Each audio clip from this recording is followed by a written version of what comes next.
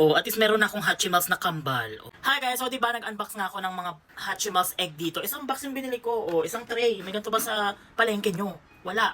So nag-comment siya, isang purple at dalawang blue po, please. Okay, isang purple daw. Ayan.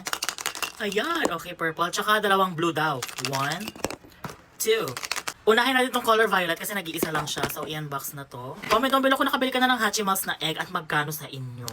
Sino yan? Okay, may sticker. Asan yung sticker?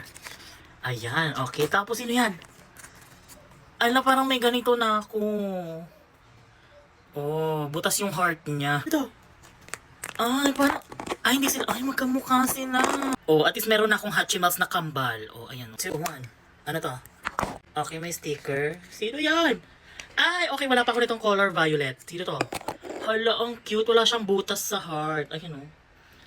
Ang cute. Anong pangalan niya? I-comment down below. Ano yung hawak niya? Bye.